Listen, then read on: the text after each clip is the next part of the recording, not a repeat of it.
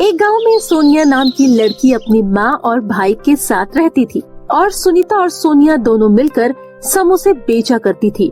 समोसे बेचकर ही सोनिया के घर का गुजारा चलता था। एक दिन की बात है, सोनिया समोसे की रेड़ी लगाए खड़ी होती है कि तभी चलो ना कोमल, हम चलकर समोसा खाते हैं।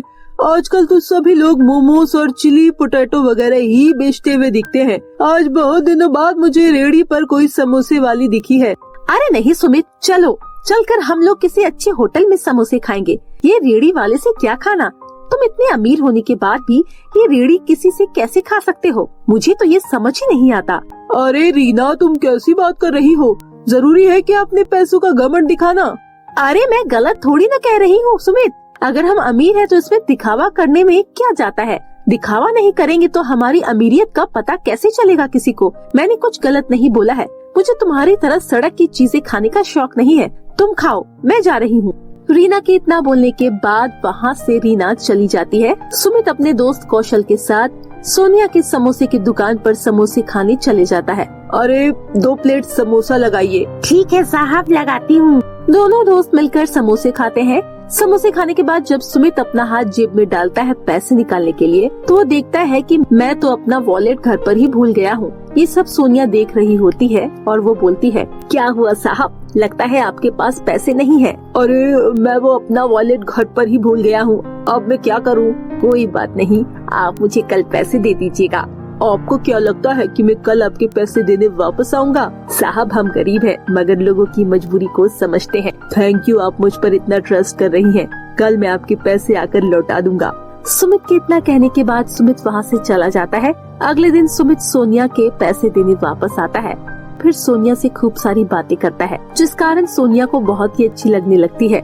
वही सुमित रोजाना समोसे खाने के बहाने सोनिया से मिलने के लिए जाया करता, उससे बातें करता और आ जाया करता था। समय के साथ दोनों की दोस्ती बहुत गहरी हो जाती है और दोनों एक दूसरे को पसंद करने लगते हैं। ऐसे ही दिन बीत रहे होते हैं कि सोनिया अपने समोसे का ठेला लगाना बंद कर देती है। और 2-3 दिन से सोनिया क्यों नहीं आ रही है?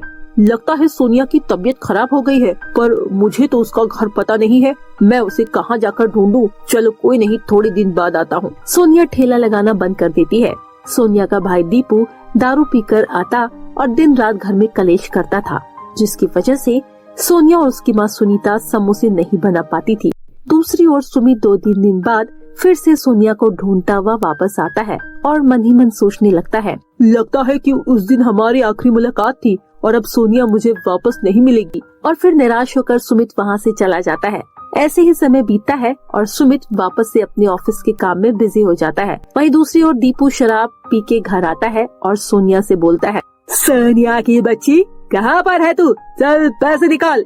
दीपू, तुझे बिल्कुल भी शर्म नहीं आती है? क्या तू खुद कमाने के बजाय अपनी बहन से पैसे मांगता है? मुझसे बहस करती है। इतना कहने के बाद दीपू सोनिया को डंडे से मारना शुरू कर देता है। वहीं तभी आवाज सुनकर सुनीता दौड़ती हुई आती है और अपनी बेटी को बचाने लगती है। फिर इतने में ही दीपू डंडा वहाँ पटक कर घर से बाहर चला जाता है। सुनीता को बहुत ज्यादा चोट लग जाती है और वो जोर जोर से रोने लगती है।